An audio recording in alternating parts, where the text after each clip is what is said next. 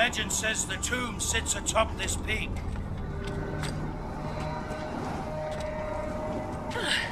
Lovely. We can freeze to death while digging for the bones of a madwoman.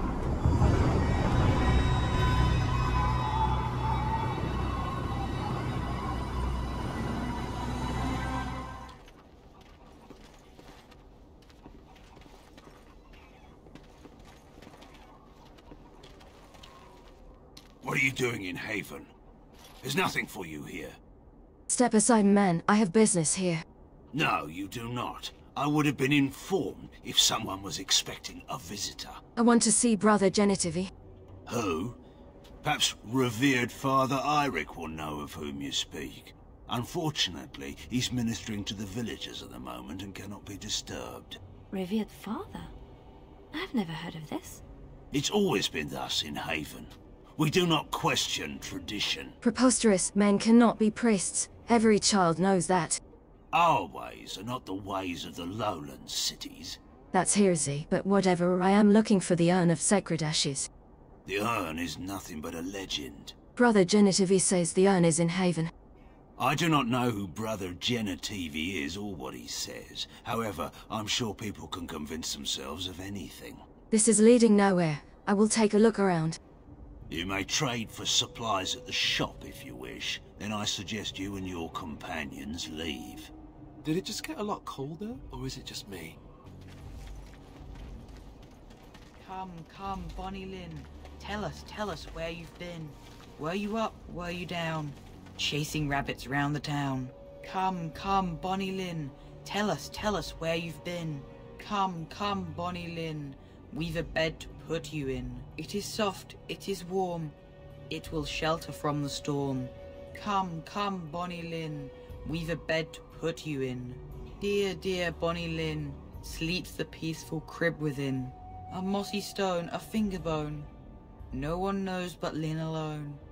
Dear Bonnie Lynn, sleeps the peaceful crib within. Who are you? You shouldn't be here. Who are you? What are you doing out here?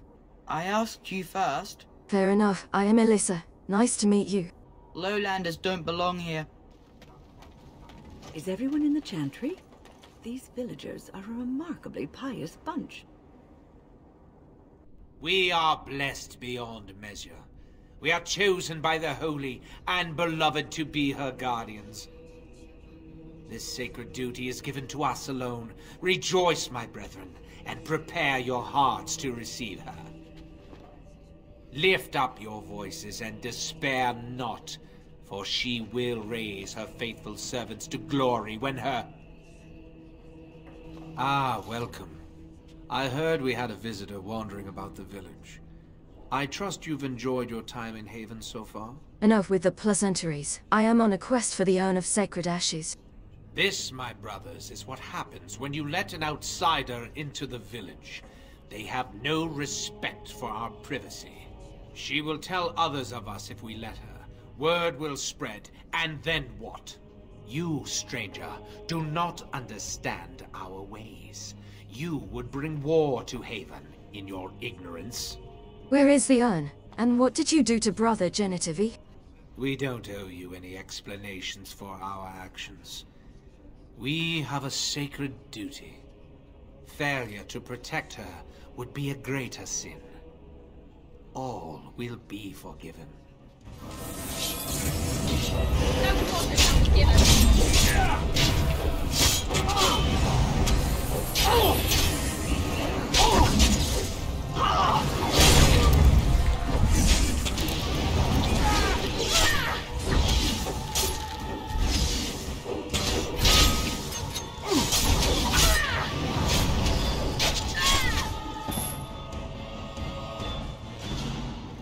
Who are you?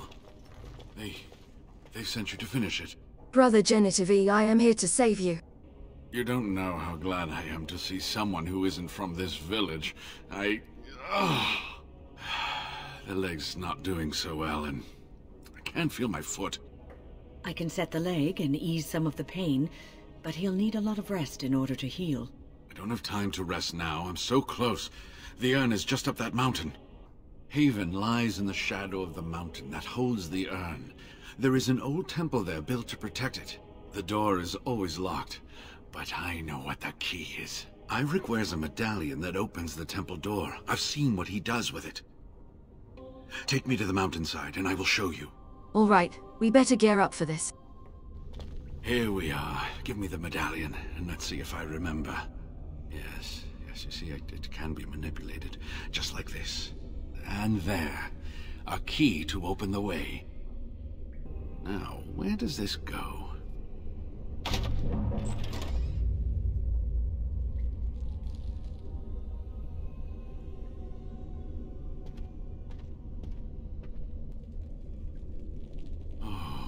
Give to have seen this hall in all its splendor, as it was meant to be.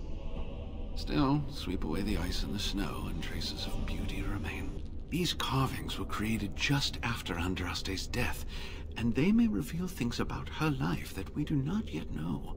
I think I need more time to study these statues and carvings. Will you be all right here on your own? I could not keep up with you with my injuries. I should be safe. I don't think there are any villagers here. Go. I will be all right. Perhaps my destiny was only to lead you to the urn. Blessed be the Maker. Any idea what we will be facing inside? I'm not sure. The legends were never very specific on that point. Only the faithful shall lay eyes on the sacred ashes. Death and misfortune await the unbeliever. The Maker's gaze has fallen on Andraste's final resting place. He weeps for his beloved, and his wrath at her betrayers endures. That is what the legend says, and the Maker may indeed watch this place.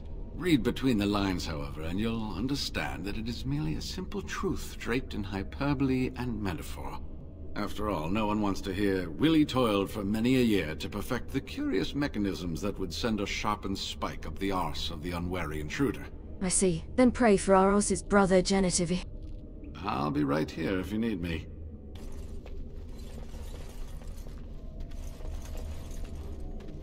Maker's breath. Look at it all.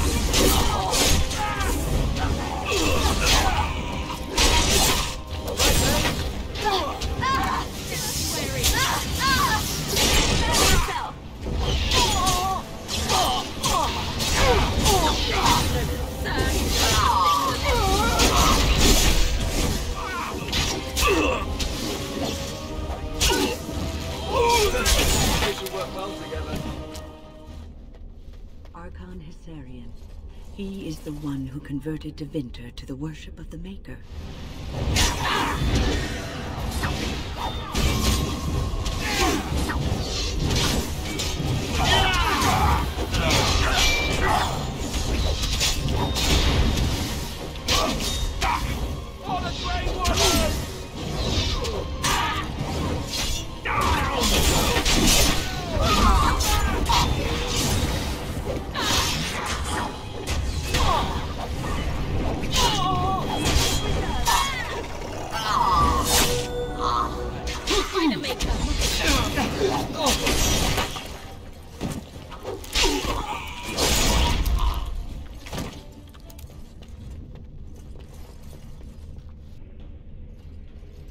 Stop!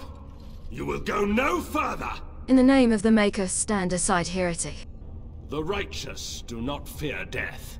You have defiled our temple. You have spilled the blood of the faithful and slaughtered our young. No more. You will tell me now, intruder, why you have done all this. Why have you come here? I have come to recover the sacred urn from your filthy hands. You did this all for an ancient relic. Know this, stranger. The prophet Andraste has overcome death itself, and has returned to her faithful in a form more radiant than you can imagine. Not even the Tevinter Imperium could hope to slay her now. What hope do you have? Are you mad? The prophetess sits by the side of the Maker. I will cleanse this place of you and return it to the true Chantry. Ah, and now we see again the arrogance which so plagues humanity. It is this arrogance that killed the mortal Andraste. If you will not repent, then you will die. To arms, my brethren! Andraste will grant us victory!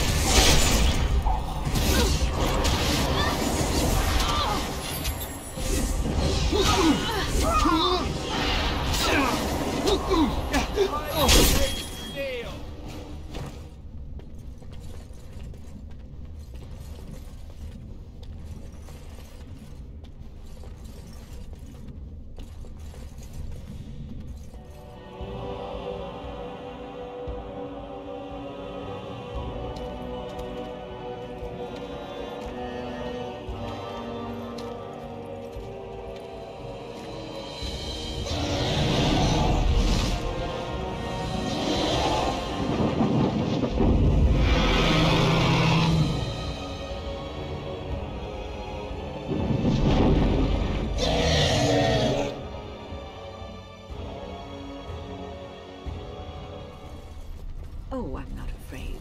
It wouldn't want to eat me anyway. Tough and stringy. You, on the other hand, ought to be worried.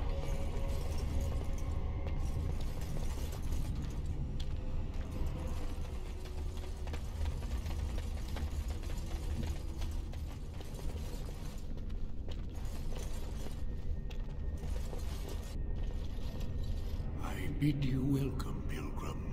And who are you? I am the Guardian, the protector of the Urn of Sacred Ashes. I have waited years for this. You are the first to arrive in a very long time. It has been my duty, my life, to protect the urn and prepare the way for the faithful who come to revere Andraste. For years beyond counting have I been here, and shall I remain until my task is done and the Imperium has crumbled into the sea. The Imperium is no longer powerful. Ah, is it not? Then perhaps this is the beginning of the end. You are not one of the heretics from the village. When my brethren and I carried Andraste from Tevinter to this sanctuary, we vowed to forever revere her memory and guard her. I have watched generations of my brethren take up the mantle of their fathers. For centuries they did this, unwavering, joyful in their appointed task. But now they have lost their way. They have forgotten Andraste and their promise. I am all that remains of the first disciples. I swore I would protect the urn as long as I lived. And I have lived a very long time. So you knew Andraste. What was she like? I cannot express in words my love for Andraste. You must seek her out for yourself. Everyone must. What can you tell me about the Sacred Urn? You have come to honor Andraste, and you shall, if you prove yourself worthy. How can I prove myself worthy? It is not my place to decide your worthiness. The gauntlet does that. If you are found worthy, you will see the urn and be allowed to take a small pinch of the ashes for yourself. Before you go, there is something I must ask. I see that the path that led you here was not easy. There is suffering in your past. Your suffering, and the suffering of others. You abandoned your father and mother, leaving them in the hands of Rendon Howe, knowing he would show no mercy. Do you think you failed your parents? Yes, my parents, Roderick. I left them to die. I should not have survived that night.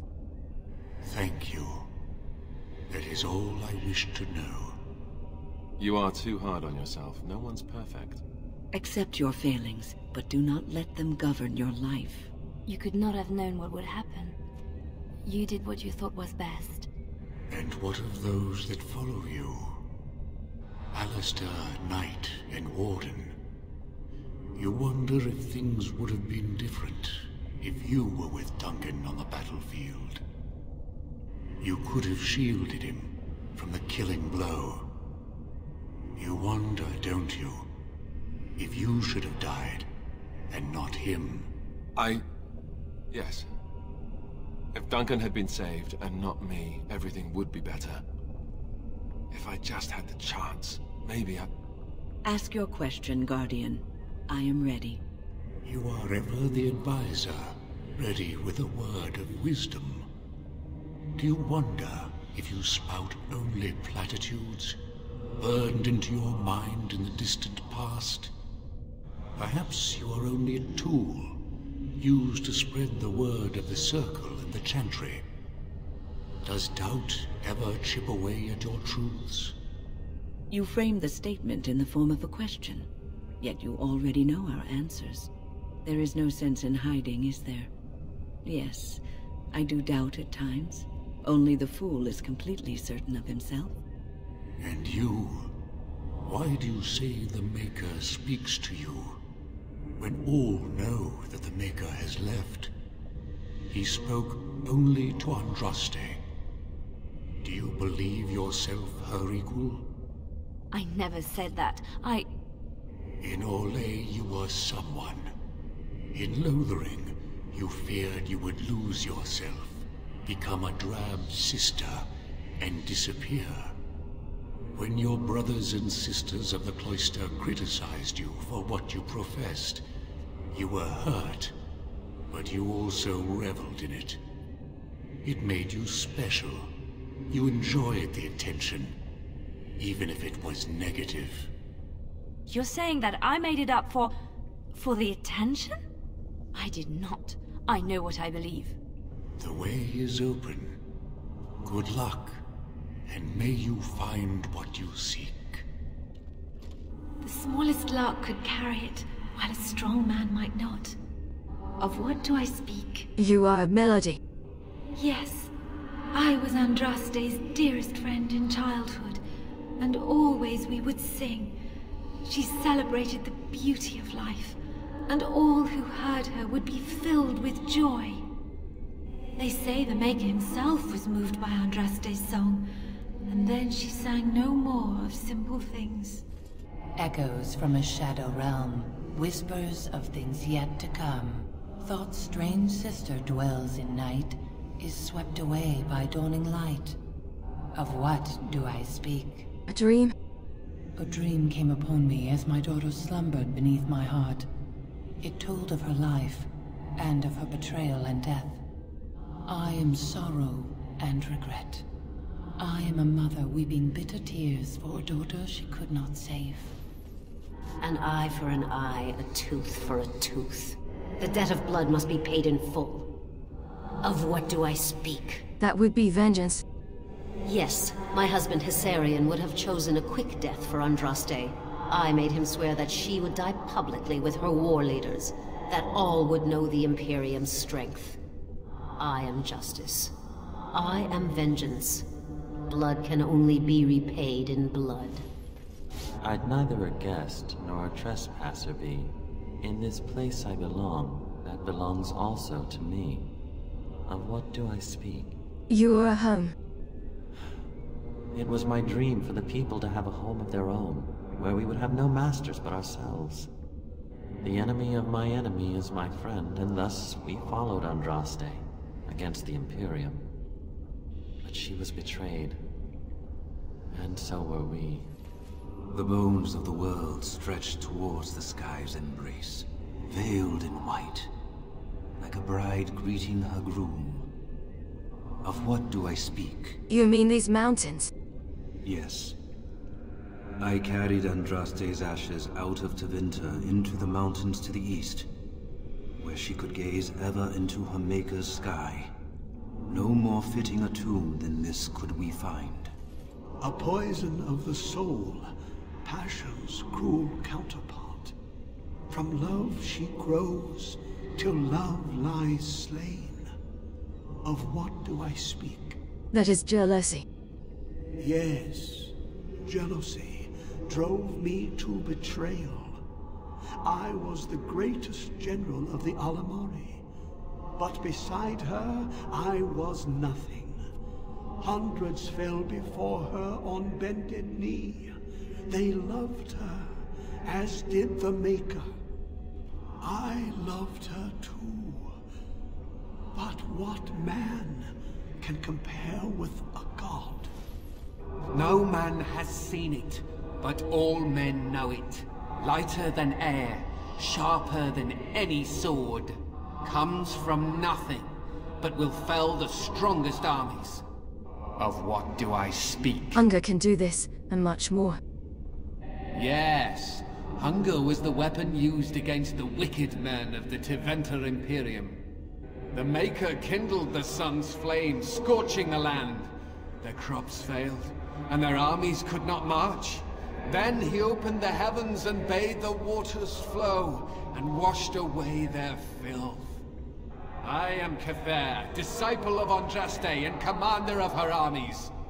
I saw these things done, and knew the Makers smiled on us. She wields the broken sword, and separates true kings from tyrants. Of what do I speak?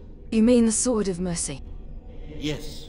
I could not bear the sight of Andraste's suffering, and Mercy bade me end her life. I am the penitent sinner, who shows compassion, as he hopes compassion will be shown to him. My dearest child. Father, I am so sorry that you died. I grieve for you and Mother every day. You know that I am gone, and all your prayers and wishes will not bring me back. No more must you grieve, my girl. Take the pain and the guilt, acknowledge it, and let go. It is time. By the Maker. It's the Urn of Sacred Ashes. That's it. That's really it.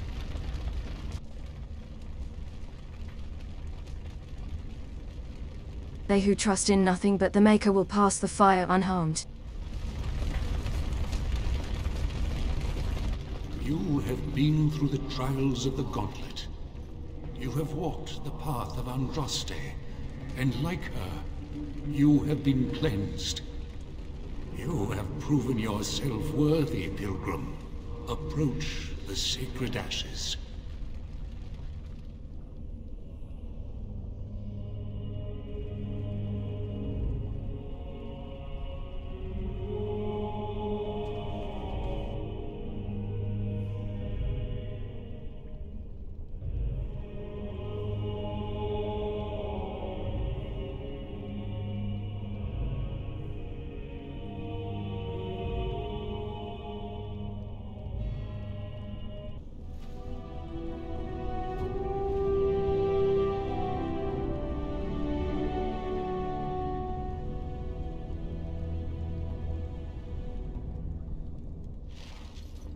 Welcome back.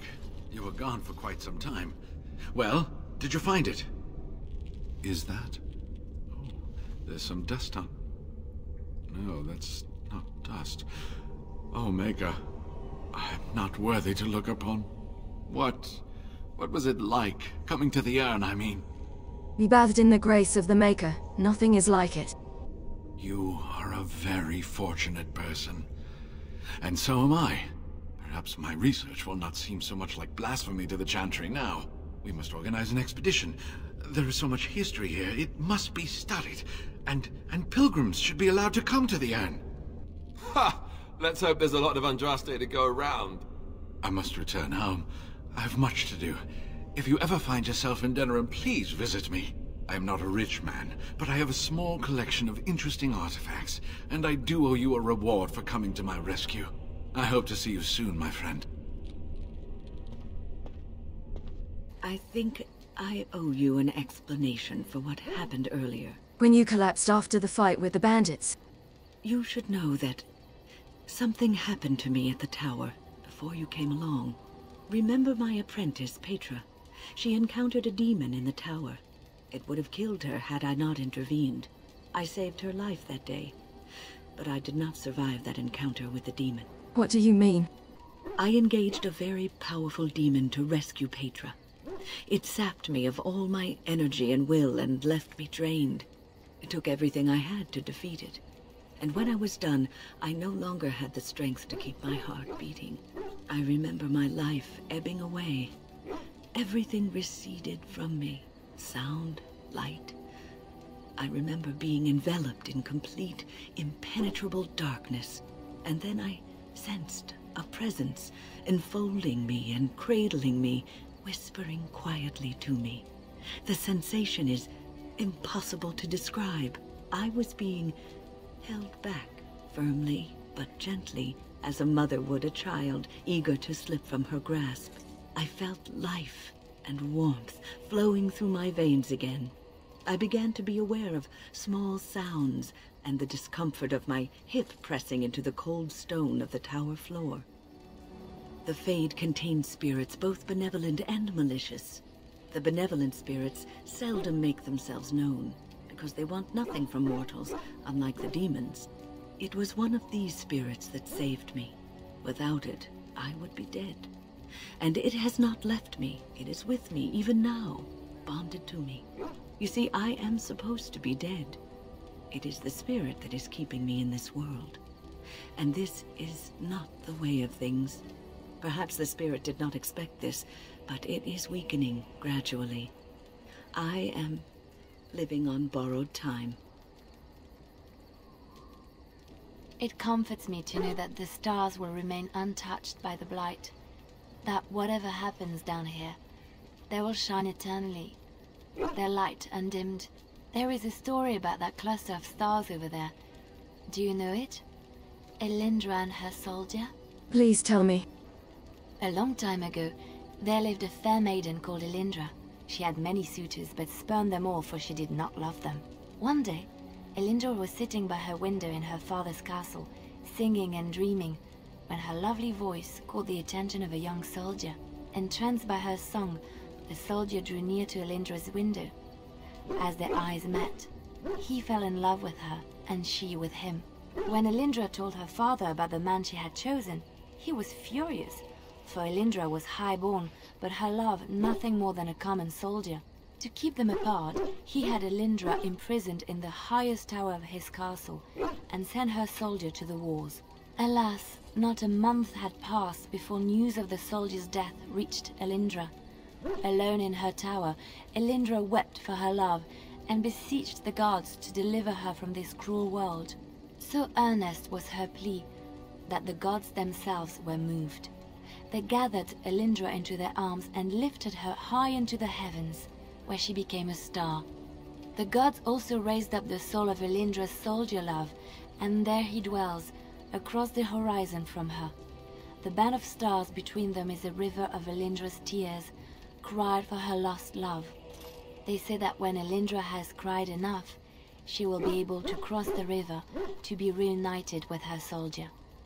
This story is one of my favorites, a tale of a love so great and so enduring that it defies death and moves the gods to action.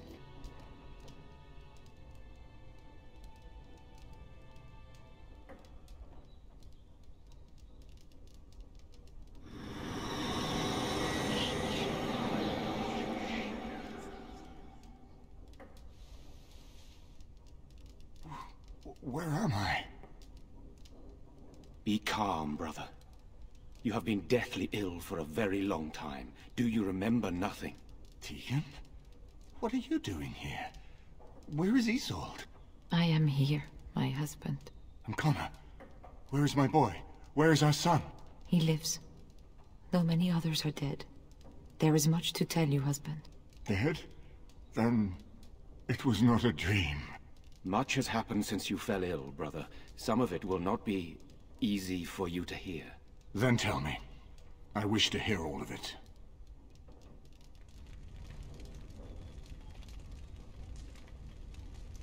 This is most troubling. There is much to be done, that is true. But I should first be thankful to those who have done so much. Grey Warden, you have not only saved my life, but kept my family safe as well. I am in your debt. Will you permit me to offer you a reward for your service? I wish nothing but the support of House Garin in the coming battle.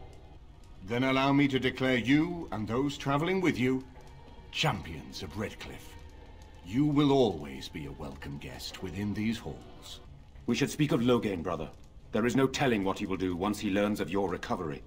Loghain instigates a civil war even though the Darkspawn are on our very doorstep. Long I have known him. He is a sensible man, one who never desired power. I was there when he announced he was taking control of the throne, Eamon. He is mad with ambition, I tell you. Mad indeed. Mad enough to kill Cailan, to attempt to kill myself and destroy my lands. Whatever happened to him, Loghain must be stopped. What's more, we can scarce afford to fight this war to its bitter end. We need to unite the nobility against Loghain. I could unite those opposing Loghain, yes. But not all oppose him. He has some very powerful allies. We have no time to wage a campaign against him. Someone must surrender if Ferelden is to have any chance at fighting the Darkspawn. We will unite the land over Loghain's dead body. I agree. Loghain will pay for his heinous crimes, but our armies must be reserved for the Darkspawn, not for each other. I will spread word of Loghain's treachery, both here and against the king. But it will be but a claim made without proof. Those claims will give Loghain's allies pause, but we must combine it with a challenge Loghain cannot ignore. We need someone with a stronger claim to the throne than Loghain's daughter, the Queen. Are you referring to Alistair, brother? Are you certain? I would not propose such a thing if we had an alternative, but the unthinkable has occurred.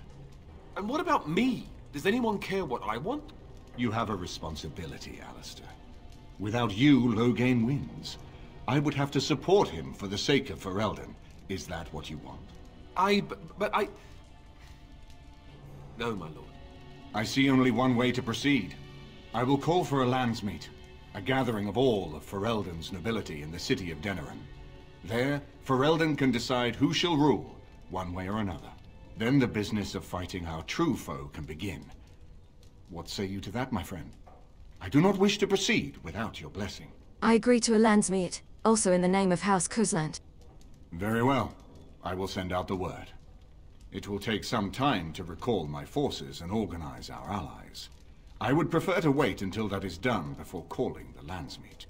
In the meantime, I suggest you pursue the remainder of the Grey Warden treaties. We will need all the allies we can get if we are to defeat the Darkspawn Horde.